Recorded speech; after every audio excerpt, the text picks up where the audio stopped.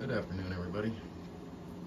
So in this video, I'm going to go over the CJ7 here and everything I've done to it. But just to give a little background, I just got into RC back in June of this past year, 2023. So I've only been into RC for like 7 months, 8 months.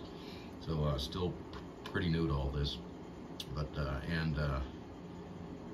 as pretty typical of my fashion, I guess I learn everything the hard way, do it the hard way.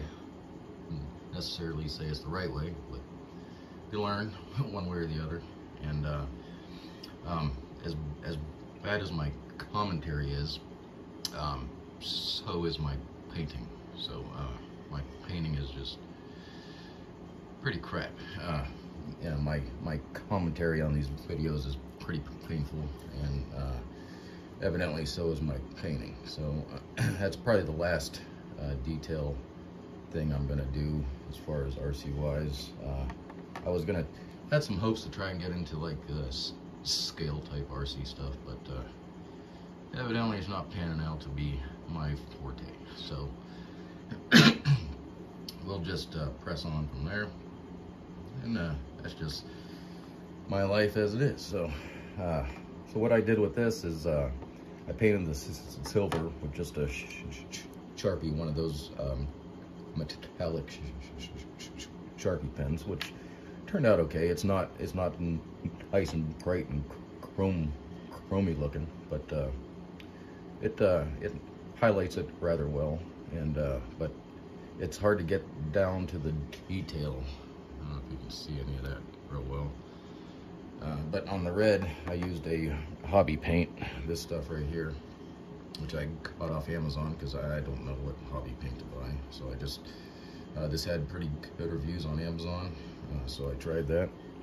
And it did okay, but it just didn't turn out quite as well as I hoped. Of course, my painting skills are very, very lacking. Okay, so apart from the painting, we'll get into what all's going on this CJ7 here. Get the body off this guy. So I've pretty much redone the entire motor, servo, electronics, everything on this thing. New receiver, added a winch. So I've got the Hobbywing Fusion Pro in there. The only other one of these I tried was in my Ecto, and it did just phenomenal. So I can't recommend this motor enough. It's really, really nice, really easy to program. You can almost run it without programming anything, which is nice. I used a AGFRC Servo. That's a 55 kg on an S3. I'm not using S3. I use 3S. So I use 2S batteries because I'm not looking for high speed or anything. I'm just crawling, moseying around. So it's only putting out, I think, 45 kg on that guy. But other than that, I took the transmission all apart because there was some clicking going on in there. I was trying to find out what was going on with that. I guess the SCX10.3s are known for clicking. I wasn't aware of that after watching some videos. So I took it all apart. I couldn't find where that pin or the gearing was backward, where one has a square side and one has a round side. Couldn't find anything like that in there, so I just packed it full of grease. I used that AXL grease, so I packed the transmission full of grease, and it's smooth as butter now. And you guys have seen the Desert Blizzard shocks. Those are 100mm, which are probably a little bit too tall. I'm probably gonna order a set of the 90s to try on there, just to see if it makes any difference or not. But and I put a new receiver in there. I went with the Fly Sky GT5 after many recommendations for this, so I went ahead and got this, and this thing is really, really nice. The one thing I can say is this thing has a crawl option on it right there. So I turned the crawl option on.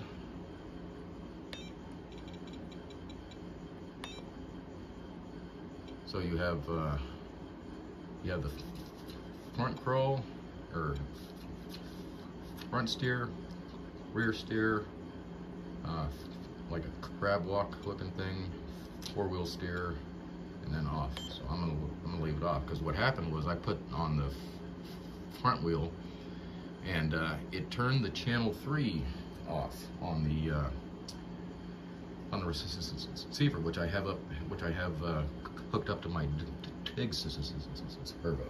So when I turned that crawl feature on, it turned my Servo off. So I'm not really sure what the hell's going on with that. And the manual that came with this thing, where did I put? Excuse me, I'm gonna duck in front of the camera real quick here. The manual that came with this thing doesn't tell you anything. I guess when they first came out with these, they gave a fair amount of information, but this one doesn't tell you anything. It just tells you how to find it, how to change the LED light on it from different colors, install batteries, power on, and just the basic things, but it doesn't tell you anything about setting up all the different kinds of features on it. So I don't like bad literature. When they give you instructions for anything, it should tell you how everything works on it, so you can use it. And this doesn't. But so I also added the rock lights. These are the Axial rock lights that have all the different colors on them, and I got it just to look pretty. That's really all it's for. And that's probably a bad choice. But so there's red, and I have this on this rotary here, so you can go from red, green, blue. That's like a greenish yellow, purple, a light blue, and that's supposed to be clear right there, but it's kind of a bluish clear. But and then you can go off. And then I have the digs on channel 3 right there on the thumb. So that worked out really good. Setting the endpoints on this thing is really easy. EPA and all that, so that was really easy.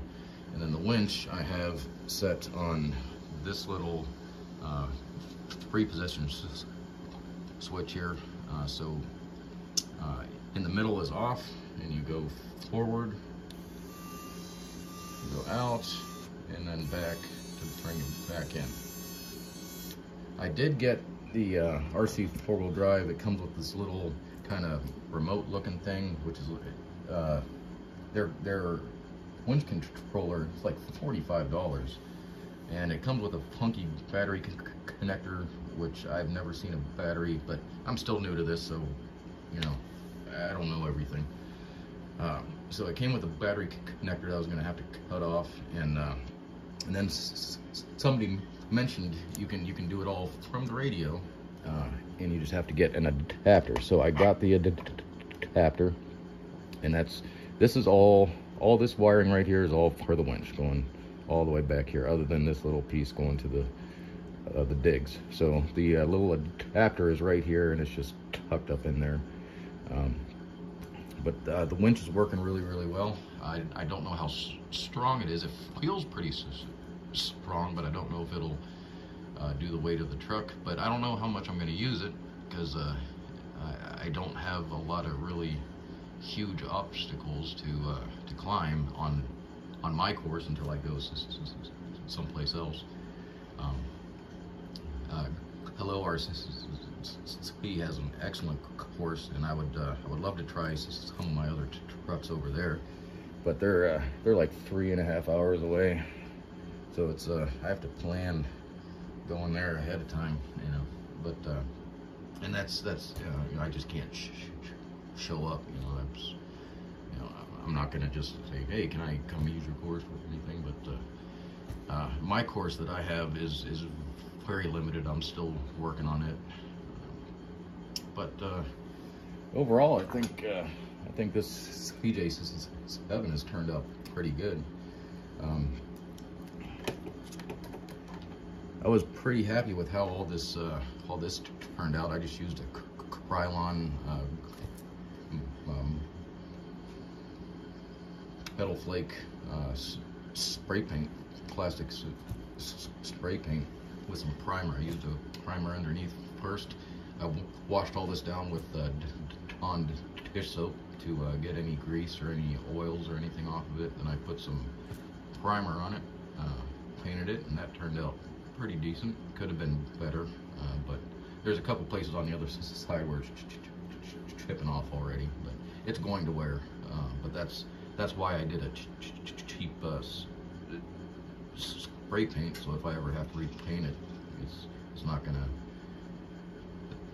cost a lot or anything. So anyway, nothing too crazy with this thing right now. I just wanted to go over any of that and all of that. As far as the silicone inserts, those Endura silicone inserts, I did get the green ones on order. I tried the blues in these. These are the Endura King Trekkers, and the reason I got these was because they match the tread pattern of the Red Cat tires, kind of. They're a little bit more aggressive than the Red Cats, but with the blue inserts in these, they did horrible. I mean, absolutely horrible. They wouldn't hook up on hardly anything. These are a smaller tire though. These are a 4.64 tire, and evidently those inserts are made for a 4.75, so that put these into a kind of like an overinflated state where they wouldn't compress, and they were just kind of ballooned out. You couldn't tell, and they felt okay, but they were ballooned out a little bit, and they just wouldn't hook up on anything. So I put the foams that came with these back in them. I'm gonna, against my better judgment, I'm gonna try them again, just to see, and if they don't do any good this next time around, I might try and modify a few of the lugs a little bit, just to see if that'll help. And then if that, I have a hard time throwing things away that are brand new. So I'll try and use these the best I can. I may end up using these as an obstacle or something on the course or something. I don't know. But before I just chuck them in the trash or cut them up or anything, I put the stock foams in. I'm gonna try them again just to give them a try. But I do have the green silicone Endura inserts on the way to give those a try. And I had some J Concepts ruptures here, so I'm going to try these. I'm going to put the green ones in these, and then I'm going to try moving the blues and greens. Try the greens in the front, blues in the back, blues in the front, greens in the back. Try all kinds of different combinations just to see how they do. I haven't ever had the ruptures before. The only other pair of J Concepts that I've had were the landmines, and I have those on my Ecto, and they did really well with the two-stage foams. Just a standard two-stage Proline foam. They did really good. So I'm going to try some silicone inserts in these guys, and see how they do. I would imagine they're going to do way better than those Import tires. And we'll try that. And again, I don't have any editing software. All the video I do is on my phone right here, so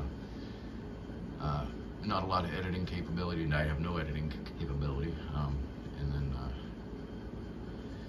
so I'll just limit it on things I'm going to be able to do, as far as I'm going to have to cut up video or just make videos for different things, because I can't just mash it all into one video without editing. But that's just the way it'll be. But anyway, nothing major. I'm not going to keep you guys too much longer. It's already, I think we're at 15 minutes already. Holy crap. So anyway, pretty boring video here. Apologize about the horrible commentary. But thanks for watching. We'll see you next time.